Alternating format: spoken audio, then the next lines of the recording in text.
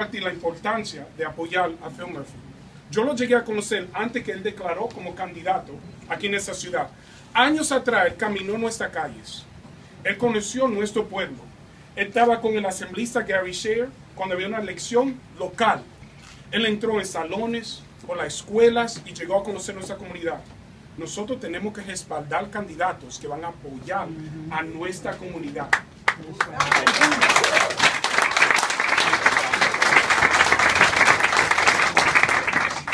Two things I want to say to Hector. First of all, buenas noches. Buenas noches. Firstly, Hector, your Spanish is outstanding. Thank you. Secondly, where's TJ?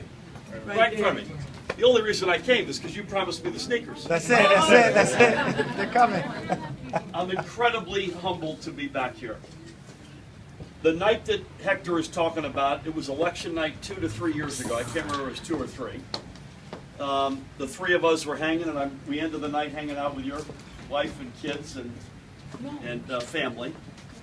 And I said to you at the time that it reminded me of the community that I grew up in.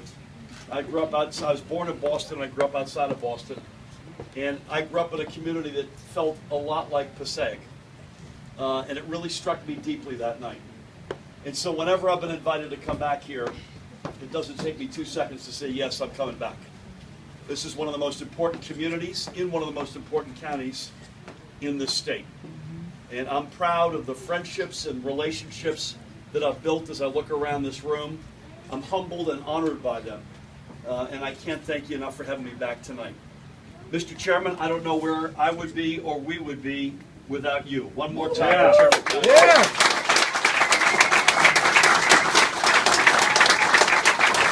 To the mayor and members of council and boards and all the representatives locally here in the community, again, thank you for hosting us so graciously.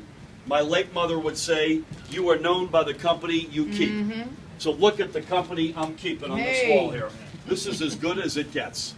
Sheila Oliver is a rock star. Yes, she is. I'm incredibly humbled to be having my name beside her. But look at this lineup.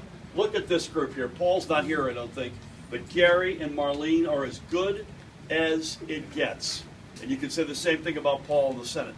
For those of you who don't follow this as closely as I do and others do, they literally set the bar in so many respects for their leadership and their representation. And in Gary's case, both locally, wearing his council hat, and in the Assembly as budget chair. Marlene, I agree with everything that Gary said about you. I don't know, there's a thing about it. You've forgotten more about education than the rest of us will ever know. But what an incredible honor to be on the ballot with you folks. And then look at the freeholders, each of whom are here tonight. They are as good as it gets.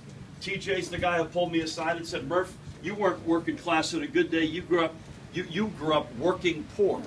And you're right, that's exactly how I did grow up. And you've set the bar. Bruce, my wife is in love with you, so I just want you to know that. I told her to keep it. I know. But seriously, your leadership, and Assad, I'll tell you what you said up here tonight. He walked off the stage. I said, Assad, you ought to be running for governor.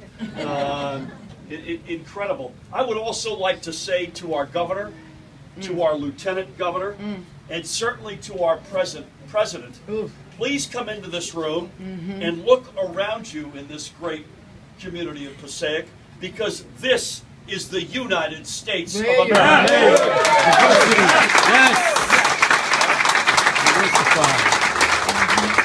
And that's another reason I love being here, is this is the very best of our state, the very best of this county. Gary said it incredibly well. Where all the moving communities interact with each other and see and coexist and live and contribute to the strength of this great community. That's the model for what our state and frankly our country should look like. And so I'm running against a woman who is essentially trying to scare people to vote. I mentioned this in Patterson earlier tonight, Chairman, when you were out with Chairman Paris. She's stood along Governor Christie's side for 2,820 days. 2,820 days, not that we're counting. She stood beside him every step of the way. And she is determined, I'm sure, that she does not have any track record to run on. because they've wrecked this state. They've had no urban agenda. They've left the middle class behind. They've ruined the dreams of the folks who look up and aspire to get into the middle class. They've underfunded public education. They've ignored infrastructure. We've become among the most unfair states in the country. And when our economy works, it works for the precious few and not for so many of us. So she's concluded that, and she's realized the only thing she could do is tell half-truths, get in a defensive crouch, throw rocks at us. She's trying to scare people into a vote. Well, that's not the school I grew up in. I grew up in the school of Jack Kennedy and Bobby Kennedy and Cesar Chavez and Martin Luther King Jr. Like all of you, we want to inspire people to vote, not scare them to vote, inspire them to vote, to present a better and brighter future, not just for some of us in the state, but for all of us, beginning with our urban communities. A state that funds public education, that builds the infrastructure, that raises minimum wage, that gives equal pay for equal work, that makes college more affordable again, that embraces comprehensive criminal justice reform, and once again is a state that stands proudly and tall and say, you know what, we open our doors and we welcome everybody. We're a state that grows, that's fair, that's respected and trusted, that does big things and is known for smart government. Senator Paul Sarlo's in there.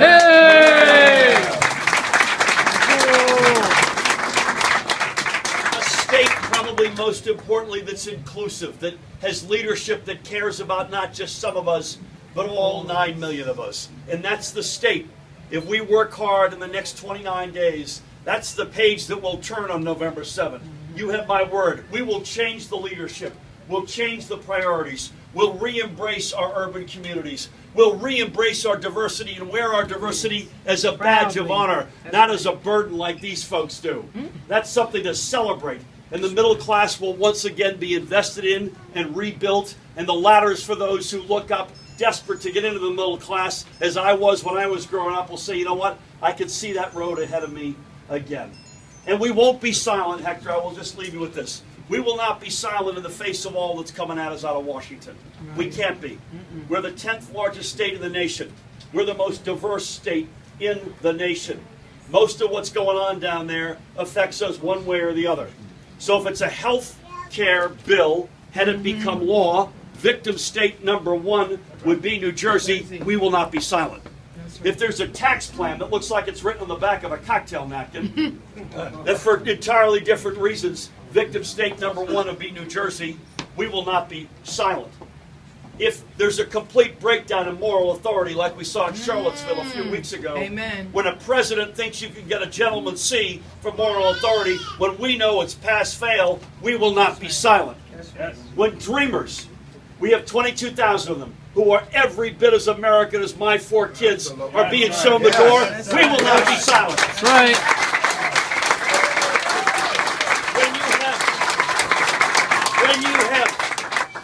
When you have the tragedy that happened in Las Vegas, God bless them all, a week ago Sunday, and when you've got my opponent and many others saying some combination of, now is not the time, let me ask you a question. Was it time for 58 innocent people to lose their lives? Who decided it was their time, but it wasn't the time to talk about gun safety? It's exactly the time to talk about gun safety, right now. That's right. So for all of the above, a stronger and fairer economy that works for all of us, not just for some of us. To be that state that we used to be, and I know we can be again. A state that celebrates and builds out our urban communities and our middle class. And it must be said, a state, regardless of what union you're associated with, respects again and celebrates organized labor and respects all the service that has gone before us and the lives that have been put at risk by our veterans, our law enforcement, and others. A state where we stand up to this president and what's coming at us out of Congress with a steel backbone and say, with all due respect, Mr. President, not in the great state of New Jersey will you use our local and state police to unlawfully frisk our residents, or to use DACA data against our dreamers, or threaten or in fact to break up our families. That will not happen in the state of New Jersey. So together, we have to turn the page. And as the chairman and I were discussing, Yeah, people say to me, "You in a good place?" I say, "Yeah, I think I'm in a good place." I also thought the Brits were going to stay in Europe and Hillary Clinton was going to get elected president. Yeah, right. So my opinion of the place here doesn't much matter. The biggest concern I have is somewhere between 30 and 40% of the people in the state who are going to vote haven't made their mind up. If that breaks the wrong way, we're out of luck. We're on the outside looking in at another 4 years of Chris Christie, failed politics. We can't afford that to happen. There's too much at stake. This is too many consequences in this one, folks.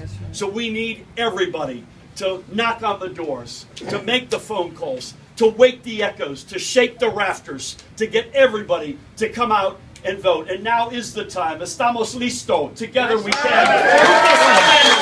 God bless you all.